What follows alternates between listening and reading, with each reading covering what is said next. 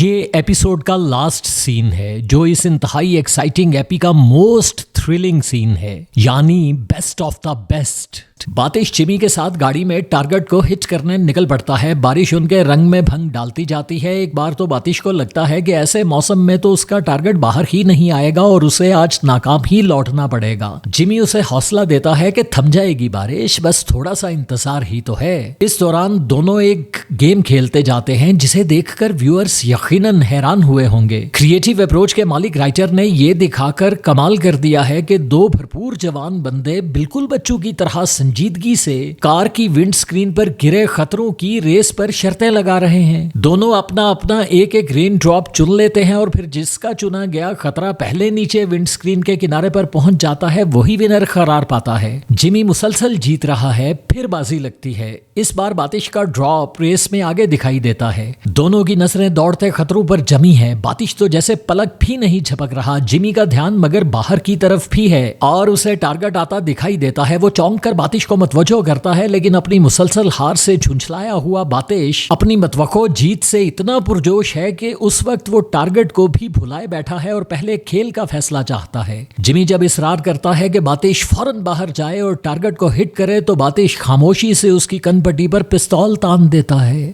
ये शॉट बता देता है कि बातिश पर जो धुन सवार हो जाए उसको पूरा करने की खातिर वो किसी भी हद से बड़े सुकून से गुजर सकता है। रेस में दौड़ता खतरा किनारे पर गिर जाता है मगर वो ड्रॉप बातिश का नहीं होता। वो फिर हार जाता है और तैश से भर जाता है और उसी गुस्से के आलम में अपने टारगेट को हिट करने पहुंच जाता है। उसका हाथ पीछे जाकर अपनी कमर से लगी गन को निकालने लगता है मगर वो जो ही टारगेट के रूप में अपने होने वाले सुसर प्रोफेसर हमदानी को देखता है उसका हाथ वहीं रुक जाता है। सारी सूरत हाल से अनजान प्रोफेसर उसे देखकर खुश हो जाते हैं और उससे रिक्वेस्ट करते हैं कि वो उनका वेस्पा स्टार्ट कर दे। स्ट्रॉन्ग बातिश एक ही किक से वेस्पा स्टार्ट कर देता है और प्रोफेसर उसकी जवानी की सलामती की दुआएं उसे देते हुए रुखसत हो जाते हैं। उनके जाते ही बातिश आग बगुला होकर गाड़ी की तरफ चल देता है और फिर झुककर अंदर बैठे जिमी से शदीद शिकवा करता है कि तू तो मेरा दोस्त है, तुझे तो सब पता था, फिर भी तू मुझे मेरे होने वाले ससुर को कत्ल करने ले आया। जिमी कहता है तुझे भी तो पता था ना कि प्रोफेसर भाई का दुश्मन है, फिर